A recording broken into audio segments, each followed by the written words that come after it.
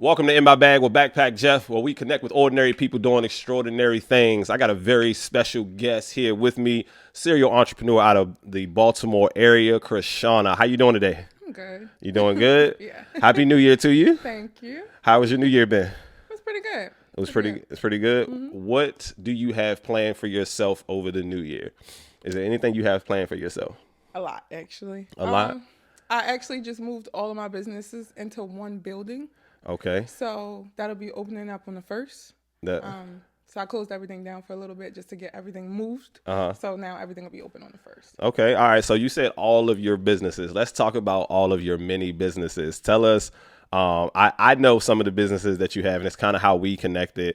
So tell us a little bit about one of your businesses. I believe you tag, title, and notary. Is that correct? Mm-hmm. Tell us a little bit about that. How did you get into that? Like, what made you say, I want to get into tags, titles, and notary? So it started about 5 or 6 years ago, and I was looking for a job. I moved back to Baltimore City from Baltimore County, and my mom got me an interview at a tag and title office. I was working there for about 4 years, and I was getting paid $200 a week for 4 years. But I was making about $500 a day. I'm just a natural hustler. Right. And it was to a point where I was running the whole thing. The owner never came. Wow. Only time he would come is to do drop-offs at the bank. And I asked him for a raise because I was tired of having to hustle for money. He told me no. So they went from making, because I came when they first opened, they went from having no dealers or anything. So they were doing about 2 deals a week to about 20 a day. Wow. And that's off of your hustle. So like Yes. what does that hustle look like? Like what does it take to get into that and actually start being successful at it? Like are you going out and are you having conversations with these dealerships? Yes. Are you doing cold calls? Like what is Yes. that like? How do you get those deals with the businesses? So how I started getting, I really like to deal with wholesale dealers because it's just easier, but I dealt with retail dealerships as well. I got my license from NVA saying that I was a title representative, and I would dress up, go to different dealerships and tell them what I could do. Not all tag and titles could do what I could do.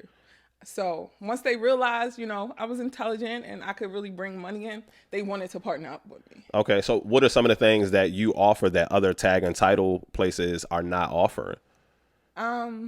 If you can share the secrets, you know what I'm saying? Because I get, look, I get that you don't want to, you don't want to put it all out there. Yeah. You know what I mean? You can say I'm saving my secrets, you know what I'm saying? Yeah. Because I understand that we're at a point where, you definitely want to share with people that it's out there. But then, you also want to make sure that you're being smart and Right. diligent about your own business. Right. Okay. So, one of the things I do is like reassignments. Okay. So basically a reassignment is, say you go get a car from a private owner and it's an out-of-state title.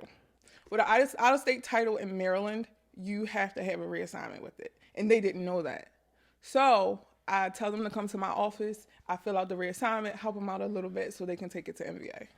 Okay. And I charge $50 for my reassignments. Okay. All right. So you're like the one-stop shop Pretty of much. like the tag titles and notaries. Okay.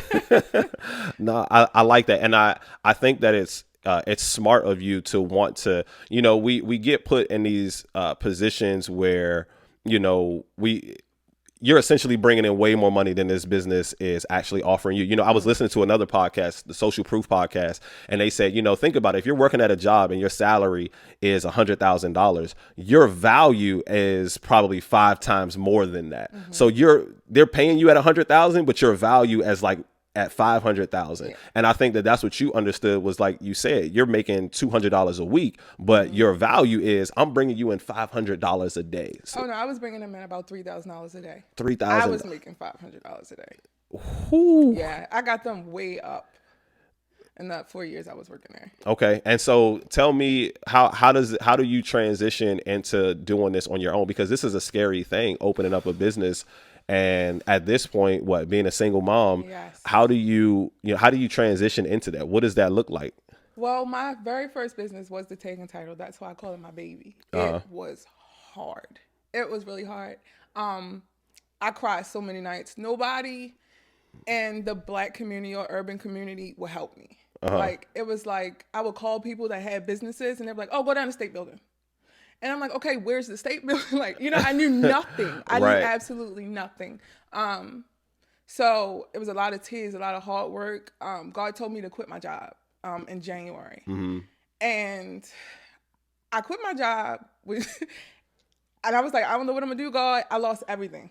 Okay. I lost everything. To the point where I just drove to Ocean City with my children and just stayed in Ocean City for about a week and just cried. Like, I came back, one of my cars got repoed. Wow. I had nothing. Broke out with my boyfriend. Was home. It was bad. And about 2 months later, 3 months later, is when I actually opened my business. Like, God set it up to where I needed nothing, but I was losing everything. It was so crazy. The landlord that I had for my tag and title, because it's a long process with MVA. It takes months. The landlord, he didn't charge me rent. He told me, just hold on, just once I open, just pay him the back rent. Like, God was just providing. Wow. In the middle of that huge storm. And when I opened, I just praised God. I expected it to be like how it was when I first went to the tag and title that I helped up, bring up. My first day open, I had 10 deals. So I did really good my first day open, which shocked me. But God provided. You know what? I think that you were put in that position, like you said, when you're at the bottom, there's nowhere you can go but up. And so, you know what I mean? You've been through some things, and you've kind of paved your way. You paid your dues, essentially is what I'm trying to say. You paid your dues, and now, you're in a position to where it's no surprise that you are successful. It's no surprise that, like you said, in your first day, you were able to get 10 deals done, because of all of the things that you have done. So, tell me, what has been your biggest challenge in business overall? Patience. Okay.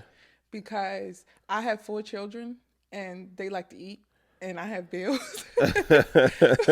Businesses, it just takes time and it takes patience. The storms that you get when opening businesses, not everybody can stomach. Okay. So I tell a lot of people, you're going to get punched opening a business. You're going to get gut punches, knee punches, everything. But do not stop. You can cry, you can scream, you can yell, you can be angry, but keep putting one foot in front of the other. Do not turn around. And that's all I did. And you know what? That's kind of where I'm at, like with this podcast. Like me and Shep, the guy who's working the cameras today, shout out to him. That's one of the things that we were talking about driving up here today, is that, like, I'm so invested in this podcast right now that I can't turn back. Like, I've spent $1,000 on audio equipment. I spent, $500 on lighting. I've spent another $2,000 on cameras, you know what I mean? And so it's like, at this point, they have that old saying, if you want to take the island, you got to burn the ships. You know what I mean? There's no retreat. There's no way going back. And so I think that, you would take a lot from that saying, is that, there's no going back for you at this point. You got to burn the ships. So the only way to survive is to win the war. And I think you've won the war of business, and it's shown through your successes. So you have the tag and title, you have the notary. The way that you and I met, how did you and I meet? Like, did somebody tell you that Catherine? Okay. Yeah. She told you that, hey, this poet, you know what I mean? Okay. Shout out to Catherine. If you're going to watch this, I appreciate you. I love you. And it's because of you this dope interview was happening. So I saw you, and this was the reason I wanted to have you on the podcast, was because I saw what happened at that event that day. And I was like, yo, you just sent me the video the other day, and I can't wait to watch it, because there was such a special moment that happened. You had this event. What type of event was that? The launch event. The launch event. Of my nonprofit. Of the nonprofit. So you also have a nonprofit organization. Tell us about that first, real quick. It's called God's Vision Corp. It's just transitional shelters for women and children. That's one part of it. That's the big part of it, the long-term goal. But right now we're doing courses virtual to just talk to single moms, encourage them, and help them be entrepreneurs, and just restore hope. Yeah. So I want remind me after this to talk to you about something that I think that they would benefit from. So I just started this new project and this new journey. It's called the Win Journal. And basically it's a journal where you write down your wins every single week that you have, as just like a reminder of who you are, a reminder of how far you've come, a reminder of, hey, look, when some things don't go the way that I want them to, look at all of the things that I have done, successfully up to this year, because there's going to be something that's going to happen this year that's going to derail you, that's going to get you sidetracked, and you're going to say, oh my gosh, man, I'm ready to quit. But the Win Journal is just a reminder of, hey, look, I've actually won a lot more than I believe I have. So I would definitely love to talk to you about that for those women. But so you have the nonprofit organization, and this was the launch party for it. And I was there, I was hosting, and I was doing some poetry and stuff like that. And you were giving away a car. You gave away a car at that moment, that day. And I was like, yo, like, she's actually giving away a car. Like, I've never been to like a small, like a smaller nonprofit organization where they're giving away a car to somebody. And then what happens is the first ticket that's called she didn't get the car. She was gone already. The second ticket that was called, I believe this person was gone already too. And wasn't it the third or the fourth? It was like the third person and what's crazy is that like the fourth person who got called, she probably needed that car more than any of them. She really did. The way that lady cried and she praised and she screamed and she shouted and everyone screamed and shouted with her. I was like, yo, 3 people before you had an opportunity to get this car, but they were here, but they left. And so talk to us about that. What was that like for you? Amazing. When you walk into your purpose, it feels so good. I know what it felt like to be a single mom with no transportation. I rode the bus for years. I didn't even get my driver's license until I was 26. So I wanted to give back to someone that really needed it. And we made the process a little bit, not hard, but you had to do a little bit of work because we didn't just want people to just, put their name and email, I'm going to win a car. Right. And so many people didn't do, it was like you had to do a 60-minute video. I mean, a 60-second video, okay. sorry. And nobody did the video. It was only like 3 or 4 people did the video. She actually did, the person that won, she did a 4-minute video. Wow. Talking about God and why she needed the car, and she just wanted to drive Uber and make money for her son and pay her bills, and she won. So I believe she deserved it 100%. She definitely did deserve it. And again, I mean, you all just had to be there and just to experience. I mean, the DJ was going crazy at that moment, and there's like dun, dun, dun, dun, and it was just so surreal when I saw it, and I was like, yo, I don't know you, but I was like, at that moment, I knew I needed to know you, and I knew I needed to have you in my circle, because I was like, yo, this to see what she's done for someone. Like, I truly believe the more people you can help get what they want, the more you can have what you want. Mm-hmm. And, you know, just being able to pass those blessings back into the world, that's something that you're doing. And so I appreciate you for that, and I commend you for that. And there are so many other people who have benefited off of the blessings that you have sown that you probably don't even know. You know what I mean? We can't touch all of the blessings that we bestow out in the world. So congratulations to you on that. Thank you. You are very welcome. So you have the nonprofit organization. You have the tag title and notary business. You and I, we talked a couple of weeks ago. You're also opening up another business. Mm-hmm. Tell us a little bit about this business. Actually, 2 more. 2 more. Okay. Yeah. Slight flex in 2021. Not just one silly backpack. I'm opening 2. Well, let's talk about the first one first that I know about. Then we're going to talk about the second one. Okay. Go ahead. Talk to us about the one that I know about. It's called Full Circle Confidence. It kind of ties into the nonprofit a little bit. Okay. But it's a for-profit, so it's separate. I help single moms. I help everybody, but my purpose is single moms. The passion is in single moms. Yes. Yeah, I get it. So I help them open up businesses. Like even if they just need help with an LLC. I never had anyone there for me. So I want to be that support system that I didn't have. Right. So basically I have different packages where I help you open your LLC, or I actually do all the work and get you inspected, your health inspection, your building zoning inspection, all that. That's basically it for that one. That's about to be launched as well. I'm very excited about it. That's about to be launched as well. Yeah. So how are you coming up with these things? Like, is it like, are you in the bed and you just wake up one morning like, oh, I got an idea. This is it. Like, is God talking to you in your sleep, or like, what's happening? It takes me a minute. I'll read my word, I'll study a little bit, and then something will pop in my head. First, it was the name, Full Circle. And I'm like, okay, wrote it down. I studied, get in my word. Then something will come, God will be like, you need to do virtual meetings with these ones. Like, it's just little things that come, and then within a couple months, everything comes together. That's how I know it's God. Right. I don't touch it until it's complete. Okay. So now I've been working on this Full Circle thing for a while, but I guess it just wasn't time, and now it's time. So I'm doing the back end stuff now, as far as like the website's done, the cards are done, everything's done. So we're launching next month.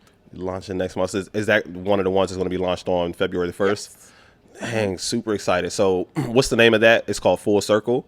Full Circle Confidence. Full Circle Confidence. Okay. I like that, man. I just like that name. I love the way that people's minds work and the way that people's minds think, because I'm the same way. And I think we all know the saying, timing is everything, you know what I mean? But it really is, because, and even when you think about the name of something like that, like when I first started doing motivational speaking, I was like, okay, what do I call this? You know? And then I was like, all right, let's call it Young Lungs Motivation. But where did I get this from? I was at the YMCA and I saw a sign and it said, no smoking, young lungs at play. And I was like, yep. I can use that young lungs. But at this time, I was only, I'm pretty decent in basketball. And so parents wanted me to teach their kids how to play basketball. So I was like, I'm going to call it Young Lungs Athletics, because these are the people that I want to reach, like the people with young lungs. You know what I mean? They said no smoking, young lungs at play. So I'm like, Young Lungs Athletics. These are the people that I want to reach. And so I never went anywhere with it. I did do some one-on-one clients and stuff like that. But again, I didn't do anything with it. And so like a year later, I got into motivational speaking, and I was like, okay, well, what is it? How I was like, you know what? I can still use Young Lungs, and I can call it Young Lungs Motivation, because those are the people that I want to motivate. Those are the people that I want to inspire. And then at that time, I'm 25. A lot of people are like, yo, you're so young and you have, your mind on, you know what I mean? Your head's on straight. And so the motivation is coming from someone with young lungs to people who have young lungs. Now, here's the poetic part. You ready? No matter how old I get, it will always be coming from Young Lungs, because my last name is Young. Oh, that's awesome. Right? Awesome. Ain't that full circle, man? Like, it doesn't matter. It doesn't matter how old I get. It'll always be coming from Young Lungs, because that's my last name. And I was like, I don't know how, but that's how I know this makes sense. You know what I'm saying? And then also, like, the vision for it was breathing life into the goals and dreams of our youth. Like, breathing life, lungs, into the goals and dreams, motivation of our youth, young. It just all works. It just all works. When you have a vision like you have, and you start to see it all work and all come together, you're just like, oh my goodness, this is it. This is it. All right. So tell us so we talked about that. You have another vision that you had for a convenience store. Tell us a little bit about this, because convenience stores can be a little tricky. We were talking last night, and you said you had a little bit of a spat with doing hot foods. Yes, I think. Okay, yeah. So talk to us a little bit about the convenience store, and then we'll talk about that. Like, what made you want to get out of that? So last summer, I had a carryout. It was called ZNS Carryout in Baltimore City, and I lost so much money in that business. You win some, you lose some. The part about it that I didn't like was that I lost money because of someone else. My chef stopped showing up, and the whole situation was just bad. Like, all of this food spilled, and then there's so many laws and regulations as far as like kitchens and health and all of that stuff. It was just too much for me. So I said I would never do it again.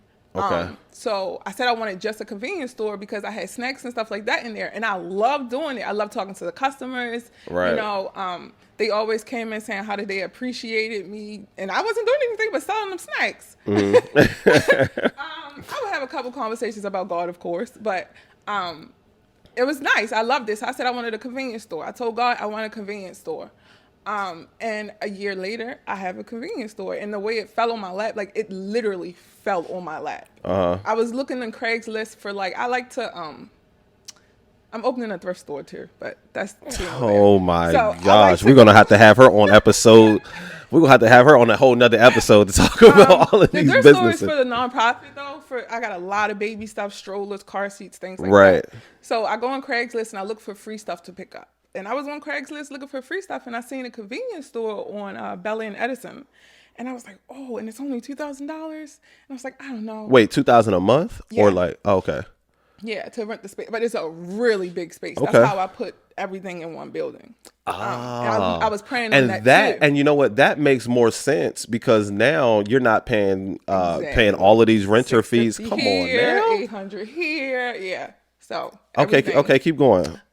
So we got the convenience store. It just fell on my lap. I was on Craigslist looking for free stuff to pick up for the store, and it came. The lady was really nice. I was in the middle of buying my first house, so I couldn't get my credit pulled. Rewind a little bit, about a week before that, I went and got my mail, and there was a letter from TransUnion. And when I get a sign from God, it's like it glows. I can't really explain it. When I see something, it glows. Right. And so I was like, I don't know what this is for, but I'm gonna go ahead and put it in my glove department. So I put it in my glove department, and that's You never opened it? I never opened it.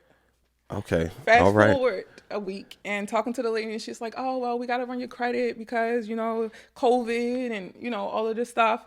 So I was like, I can't get my credit ran right now because I'm in the middle of, underwriters and things like that. Right.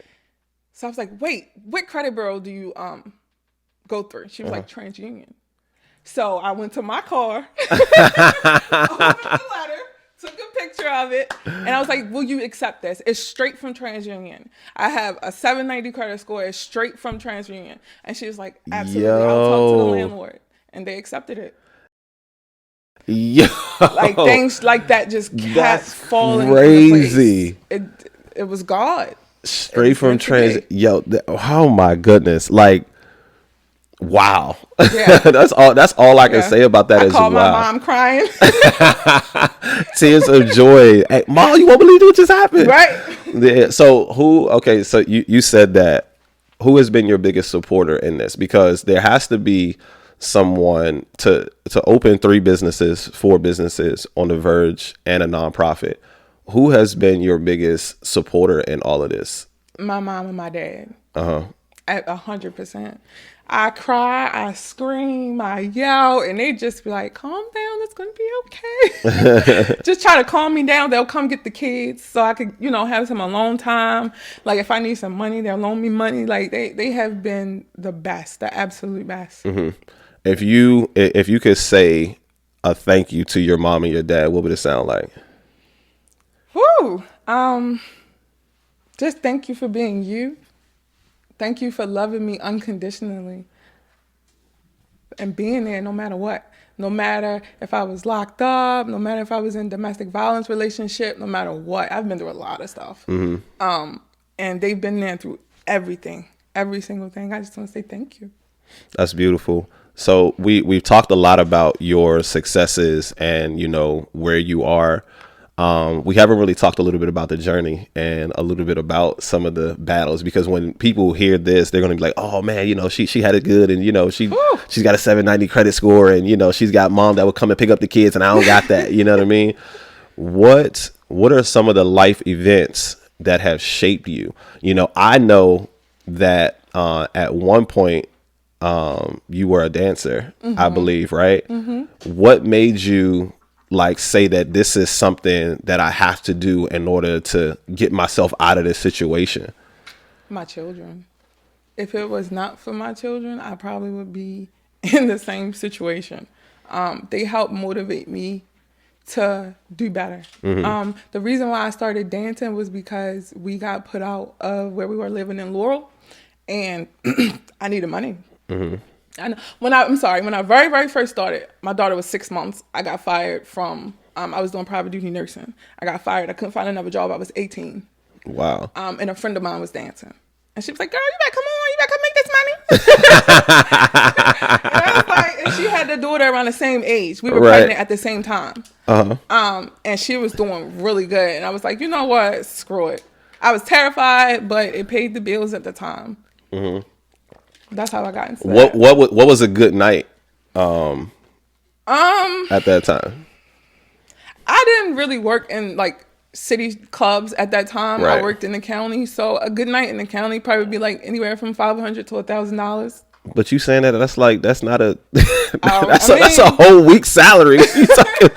That's some people's whole week's salary. Yeah. We're not advocating going stripping and being a stripper or anything like that. We're just saying that, at some point in time in your life, you have to do some things that you may not like to do in order to get where you need to be. And those are very tough decisions. I hated it. You hated it? I think I became an alcoholic a little bit. I had to get, every night I got a runner to go get me alcohol. I would get pain and alcohol, vodka, every single night. I had to drink it before I would go on stage, or I couldn't go on stage. And then you got the guys in there telling you, oh, you look like you should be in college. You shouldn't be in here. And I'm like, dude, can you just give me $1 so I can pay my rent? Right. Just throw this 20 so I can get up out of here, bro. Like, I know that I should be in college.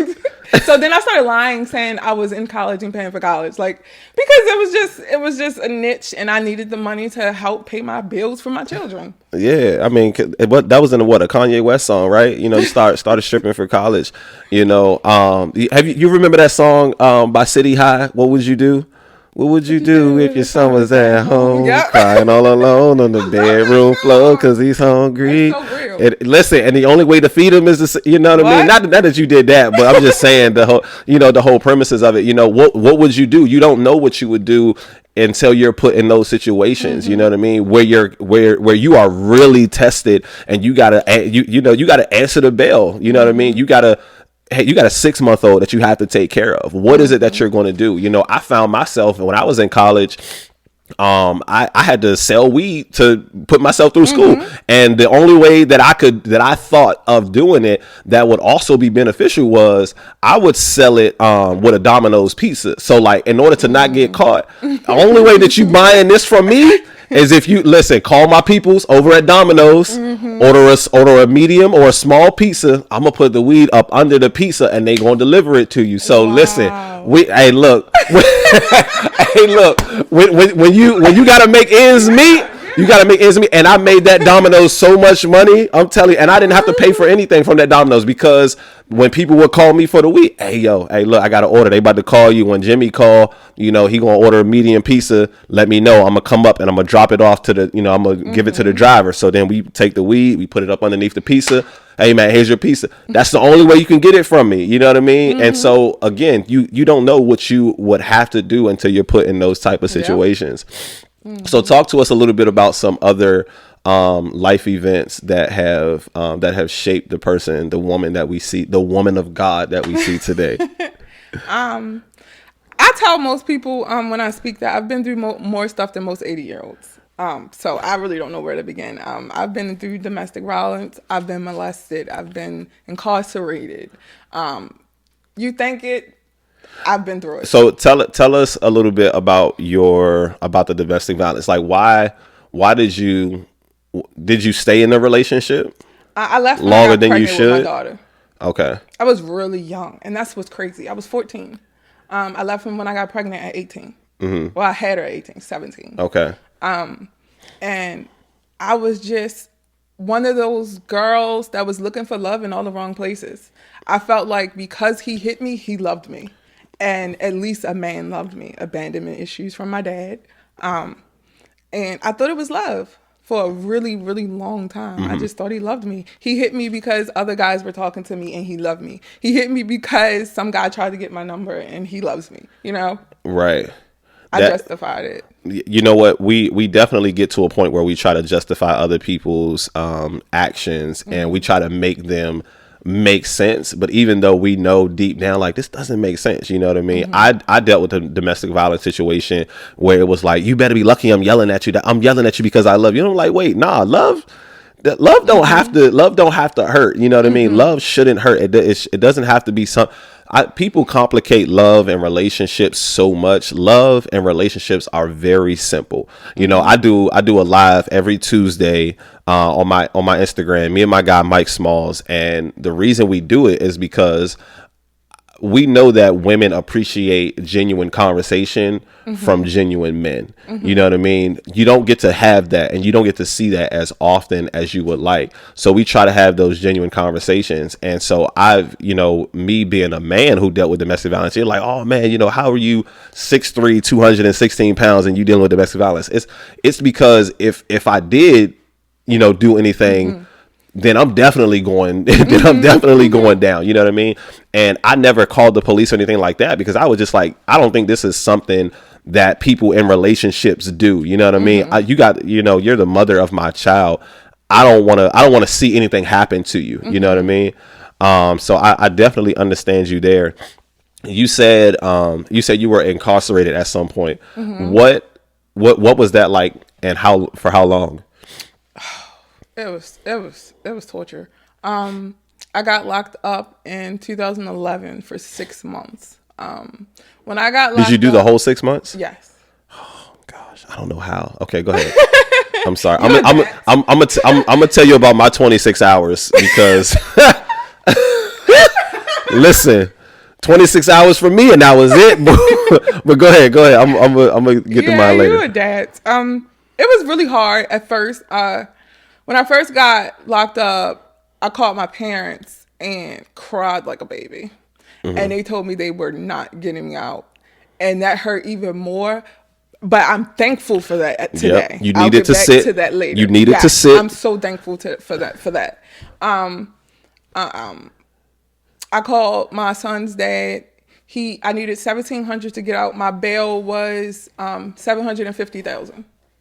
And I needed $1,750, which was 1%. 10%. No, 1%, sorry. And he had $1,000. So he had to make the $750. So I'm like, all right, cool. I'm gonna get out of here. And the next week when he got the money, I got a detainer. A detainer means, because I was on probation, I was on federal probation for something else. And the detainer said that if I left this jail, I had to go straight to the feds. I had to go straight to the feds. So I sat there and I cried so bad because I was like, oh my God, I don't know how long I'm going to be here. We got a lawyer with the money that my son's dad had got together. He wanted $1,000 retainer. And he came up there to see me. He was so unprofessional. And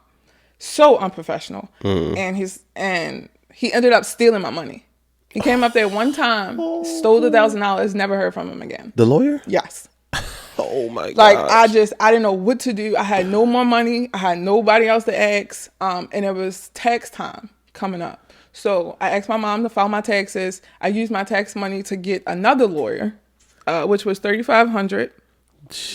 I think my taxes was $25, and I needed another $1,000. So my dad set up a payment plan. The payment plan spread out, I think, 5 months.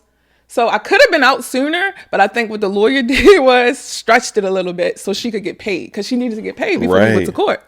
But she was so confident. Every time she came up there, she was like, "You're gonna be fine." And I'm like, "You're not telling me nothing. You just keep saying." When am I gonna get out of here? I want to go home. Yeah, when am I gonna get out of here? But besides all of that, the inside part is when I went to church every Sunday. I went to Bible study twice a week. I got a really close relationship with God. And I know most people say, "Oh, I went to jail and I'm Muslim and I don't eat ham," and you know, and they joke about that, things like that. But when you actually go to jail and you see that it's nothing but time, it's two ways you can go. You could find the religion, or you could just be a criminal inside of jail and just keep getting more time. So, I mean, everything's a choice. I chose, let me see what this God man talking about. Okay. And as the months went on, I never read the Bible in my life. I went to church a lot with my mom, but I was a child. Yeah. So I read the Bible finally, and I got a really, really close relationship with God. Like really close. I could tell you some stories. Okay. Found out that I was a prophet when I was locked up. And things just got really good for me in there. I got my GED. I never graduated from high school. I got my GED when I was locked up. I went to class. Like I tried to better myself in there. So when I came back out, they told me in there that you got to do your push-ups because Satan waiting. He at them doors. You got to do your push-ups. So like these are your metaphorical push-ups. Yes. Okay. Yes. Yo, I like that. Yeah. So we need to put that on a shirt. You got to do some push-ups on some Bibles or something. Yeah. You have to, because you got to get your spirit ready, because when you step out them doors, everything's there. It's minimized in jail. Everything that got you into that position is still going to be there when you get out of it. So and so were you? I think they say like 85% of people that went to jail go back to jail. Did you ever go back? No.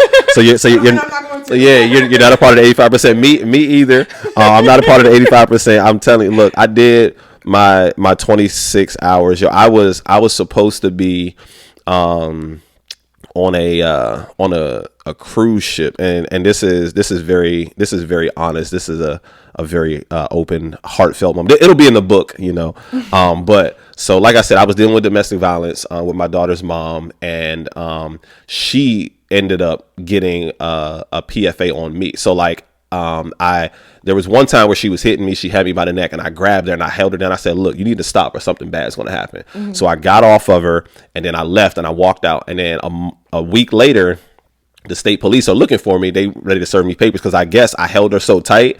I think I left bruises on her at that point. And I'm like, yo, how in the world did you've beat you ripped shirts off me, scratched me, you know what I'm saying, did all of this, and I never called the police on you. But the one time that I'm defending myself, you want to do this to me. So I'm like, all right, cool. So I have some lawyer friends, you know what I mean? Again, I'm an upstanding guy. I have some lawyer friends that I play basketball with. They're like the top lawyers in Fayette County. And so I go to them and I'm like, hey, look, man, I got a little situation I need you to help me out with. He goes, yeah, Jill, let's meet at my office. I meet him at his office. And we talk about it. He's like, you know what? I'll do it for you. I'm gonna do it pro bono. And I was like, that you speaking my language now. You know what I mean? You speaking my language. And so, he goes and we settle out of court. We say, look, Jeff is going to take the PFA. So in PA, it's called a PFA, protection from abuse. If you're here, it's called a CPO.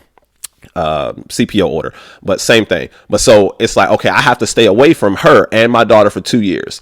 So at this point, I'm like, okay, it hurt. And I cried myself to sleep like every night for like a month, because at this point, this is when my daughter, she has eczema. She had her eczema and it was really bad at this point. So she would scratch herself at night so bad that she would bleed. Like I remember one time I woke up in the middle of the night, I rolled over and just touched her and she was sticky. And I woke up and I'm telling you, it looked like a crime scene had happened. And I'm talking everywhere. And so to take that from me, I was like, yo, how could you do that? And how could you be so selfish? So fast forward up to this, about 6 months in, she starts calling me and stuff like that, trying to get back. And I'm like, nah, look, I can't do this. You got to get rid of this PFA because I'm putting myself at risk. Every time I come around you, I'm putting myself at risk. And my uncles told me, my pastors told me, the deacons at the church, like, hey, look, some women will try to set you up. Some women are going to try to set you up, or they always want to have that control to know that they can, you know what I mean, call the police on you or something like that.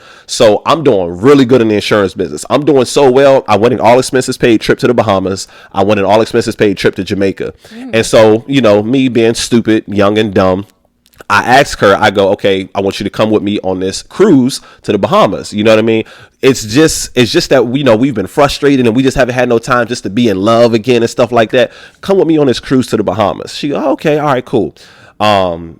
Before the ship sails off, they run your criminal records to see if you are running away from a crime or something like that. They ran my record, saw that I had a PFA against me. Well, who is it with? Wow. Oh, this person.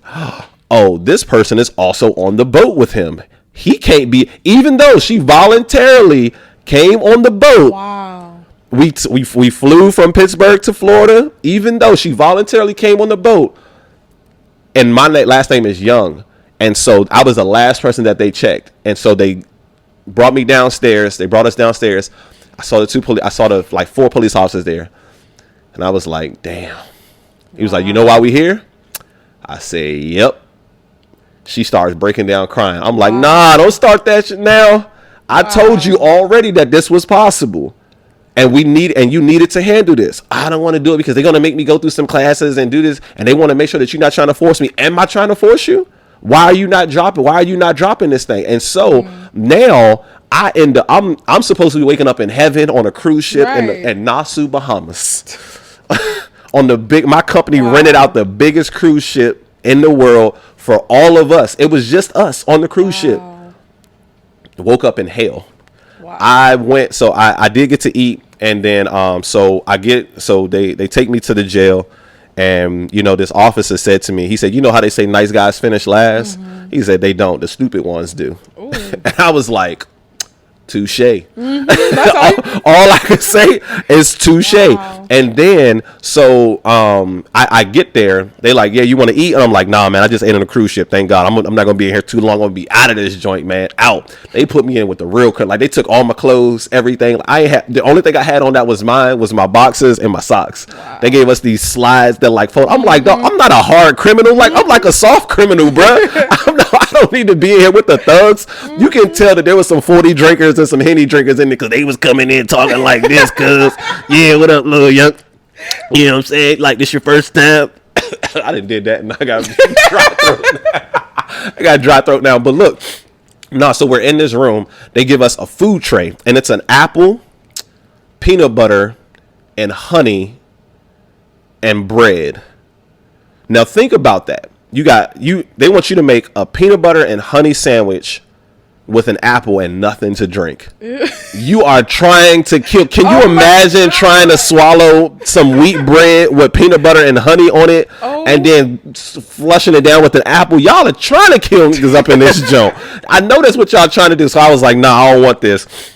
Then there's this little glass, right? And they try to They try to leave the door open, but this dude kept walking up to the glass like, yo, I want my phone call. So the COs, they getting pissed off. They close the door. Boom.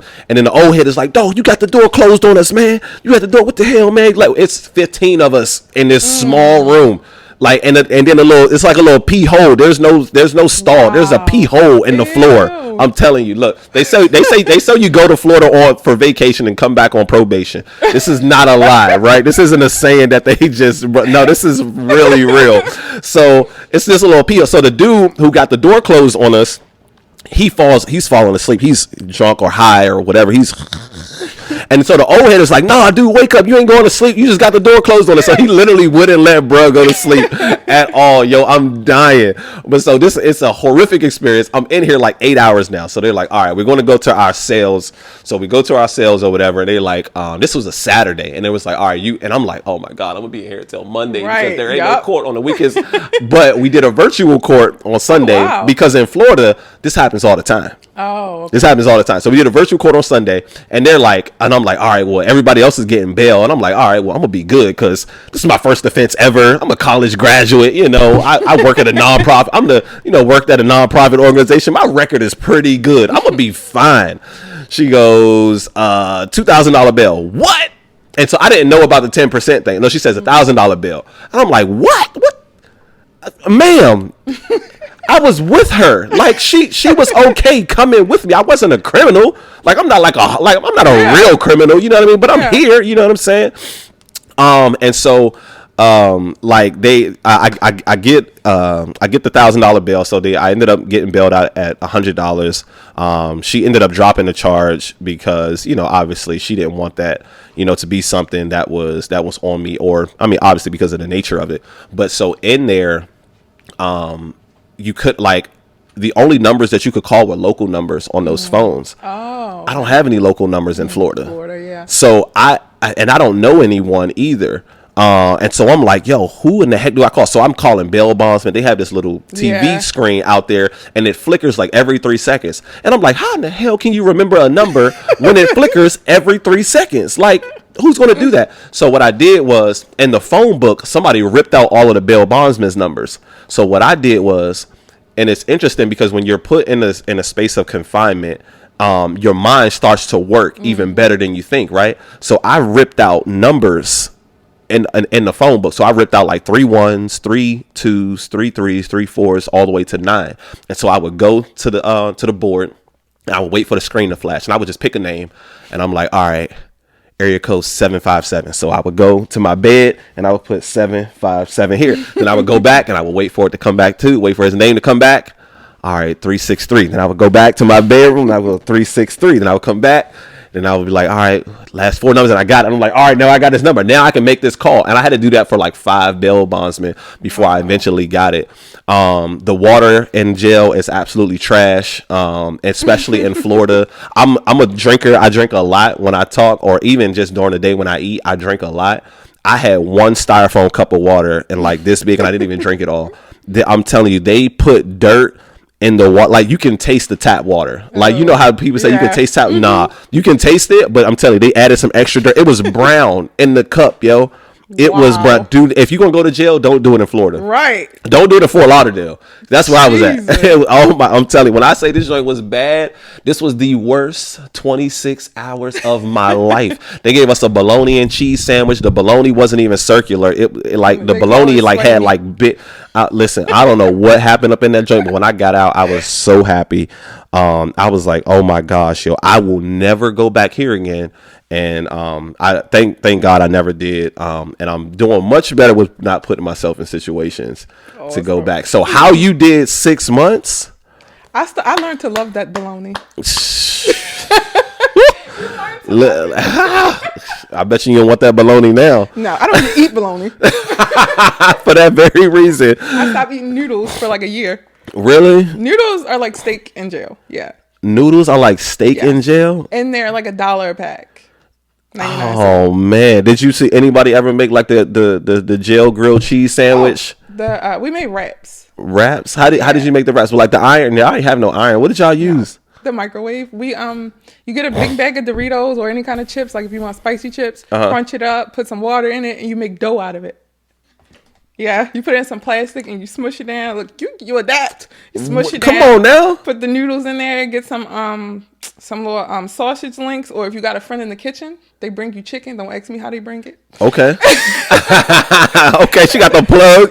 Okay, look, get in there good with the people. Chicken in there. Mm-hmm. And you just wrap it up, put it in the microwave in 2 minutes, and you got a wrap.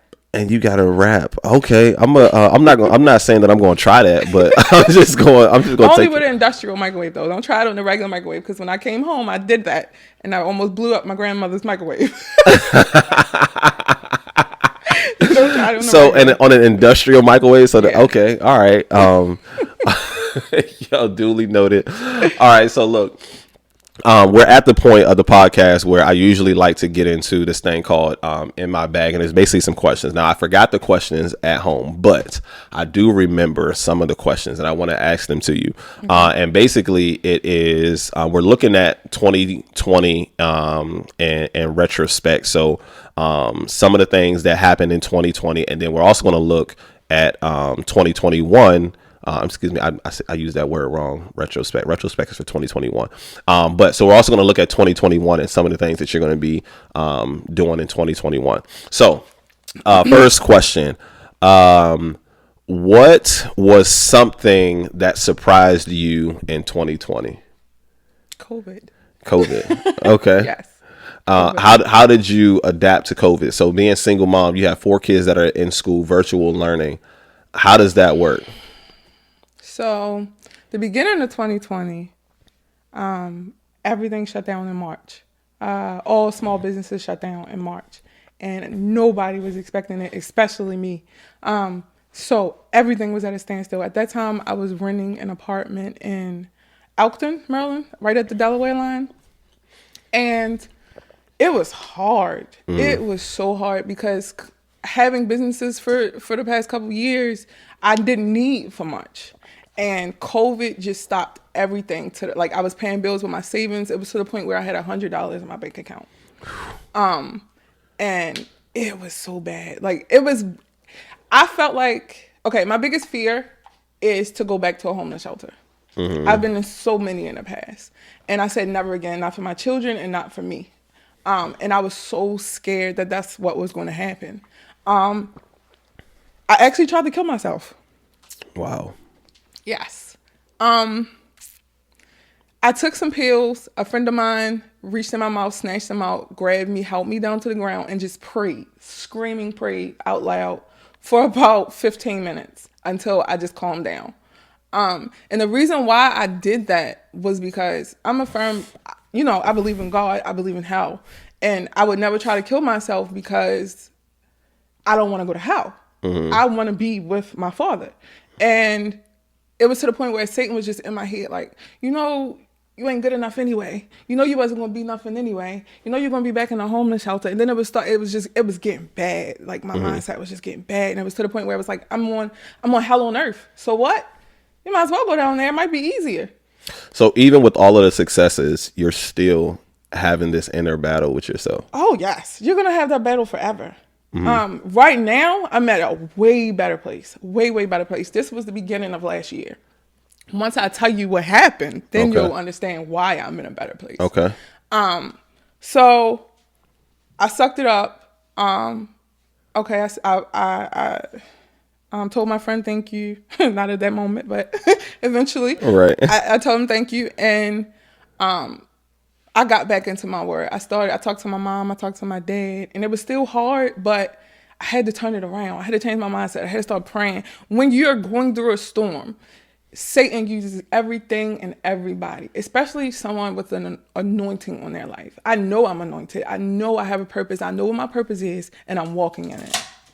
So he tries me so hard, and he got to me.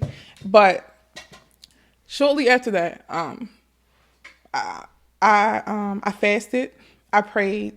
I said, God, you know my heart. I can't do this. I don't know what you're doing, but I trust you. I'm crying, but I trust you. And I want to say about a week later, a friend of mine was like, hey, you heard about the SBA loan? And I was like, I'm not doing none of this stuff right now. I need to pray. Yeah. I can't focus on none of that stuff. I can't get stressed out. He was like, just try it. Just try it, Shawna. You're so smart. You never know. So I did the SBA loan. And I was like, I ain't going to get it. Satan's still in my head. And I still was praying and fasting. About, I want to say a month later, I got a text message that I had $63,000. And I was driving at the time. It was an email. I was driving. When the email came, I pulled over. I couldn't do nothing but cry and just praise, because I thought that this was it. That the business was done. Yeah, that it was it. Everything that you worked for. All my hard work, everything. I thought this was it. And when I got that money, I said, you do love me, that unconditional love, that.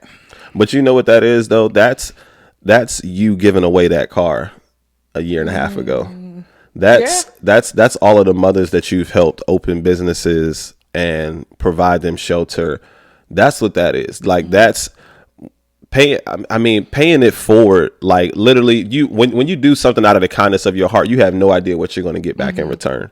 You know what I mean? And there have been so many small businesses that did not make it from this COVID thing. But to say that your business, it has made it, and you're about to open up 2 new businesses. I mean, what else could that be other than 3? Excuse me. 3 new businesses. We want to make sure that we get it right. 3 new businesses. And what else could that be other than this is your purpose? This is what you are here for. Because in the midst of everything, there's just nothing that could have tore you down. And that's beautiful. So 2020, so that's just such a beautiful story. So in 2021, what will you be congratulating yourself on a year from now? Not giving up. And the slogan of the Full Circle is helping one mom at a time reach spiritual, emotional, and financial freedom. That's my goal. Okay. That's my goal. So hopefully in a year, I can say I've helped these women one by one to get to the root of their issues and see why they keep becoming homeless, see why they keep chasing after men that are no good for them. So hopefully that's what I'll be congratulating myself on. I know you will, and let me be the first to say congratulations to you on accomplishing your goal. We just gonna put that energy out there. All right, so how do people support you? How do people get in? Support the businesses? What's the websites? I'm definitely going to make sure that I put the websites up on the podcast, so it'll be on the YouTube. It'll also be in the podcast bio. But tell us the websites. The nonprofit God's Vision, and the website is godsvision.info. Okay. And then the full circle is fullcircleconfidence.com. Okay. All of the events and everything will be on the websites. I keep them updated for the most part. Okay. All right. So is there anything, I've never done this before, right? But you're going to be the first one I'm going to do it because I know you said you wanted to be a motivational speaker and you're kind of stepping into that lane. Yeah. You got 60 seconds right now. There's a room full of people that have come here. They've came to hear you speak. You got 60 seconds. What are you going to say to these people as like your farewell? This is what you know what I mean? Your farewell. What are you going to tell those people in 60 seconds? If you get nothing else from this podcast and from me talking to you about my experiences, I hope that you get some hope and know that no matter what happens, no matter what comes your way, no matter what gut punches you get, never stop. Keep putting one foot in front of the other and trust God. Have faith. Study, pray, get in his presence. And I promise you, it's going to be the best decision you ever make in your life. That's absolutely beautiful.